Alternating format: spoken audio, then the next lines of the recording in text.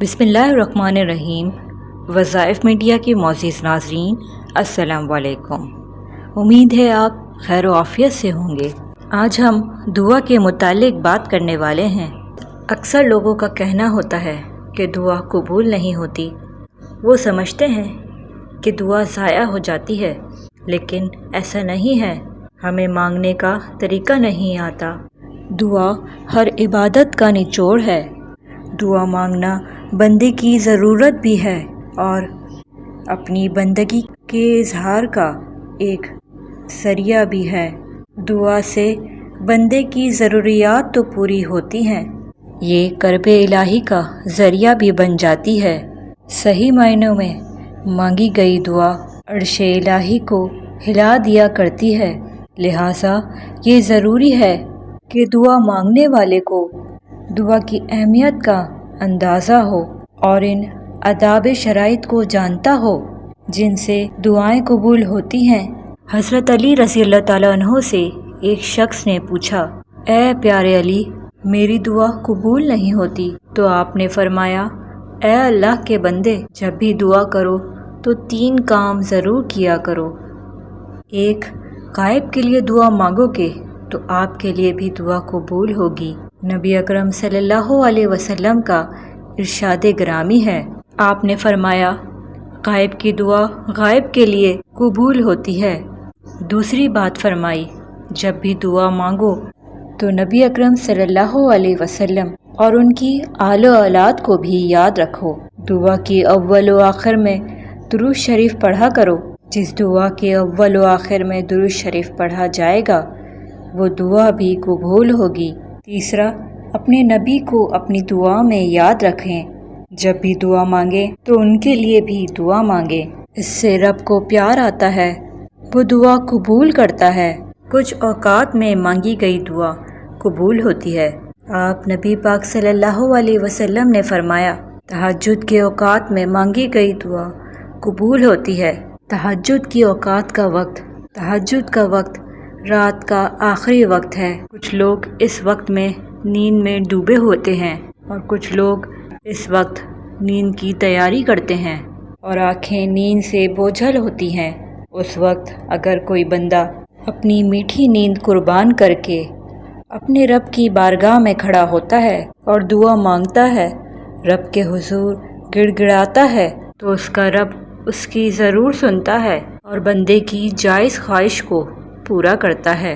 दूसरा वक्त सजदे का वक्त होता है। जिस वक्त इंसान सजदे की हालत में होता है, उस वक्त वो अपने जिस्म के अपने आप को अल्लाह की बारगाह में झुकाकर अल्लाह को अपने बंदे की ये आजिज़ी इतनी पसंद आती है कि वो अपने बंदे की इस हालत में मांगी गई दुआ पूरी कर देता है। तीसरा वक्त अज़ान का है। अज़ान के वक्त मांगी गई दुआ पूरी होती है। अज़ान वो पुकार, वो बुलावा है अल्लाह की जानिब से, उसके हुक्म से इंसानों को नमाज के लिए दिया जाता है। चौथा और बेहतरीन वक्त फ़र्ज़ नमाज के बाद का है। फ़र्ज़ नमाज के बाद जो दुआ मांगी जाती है वो दुआ ज़रूर पूरी होती है। अल्लाह ने इंसानों पर 5 नमाज़ें फ़र्ज़ की हैं। ये एहतमाम का वक्त होता है। इस वक्त जो दुआ मांगी जाए वो भी कबूल होती है। दोस्तों, हमें अल्लाह से सच्चे दिल से दुआ मांगनी चाहिए। दुआ मांगने का सलीका नहीं आता। जिस दिन हमने दुआ मांगना सीख लिया उस दिन हमारी दुआ रद्द नहीं जाएगी। या अल्लाह, चाहे हम अपने घर के अंदर हों या बाहर, या अल्लाह हमें अपनी बरकतों का नज़ूल फरमा। या रब्बुल आलमीन, शैतान की उकसाहटों से बचाना। या अल्लाह, इस बात से भी बचाना कि वो हमारे पास आए और हमारे दिल में वसवसे डाले। या रब्बुल आलमीन, तू हमें बख्श दे, तू हम पर रहम फरमा। या अल्लाह, तू हमें और हमारी औलाद को नमाज का पाबंद बना।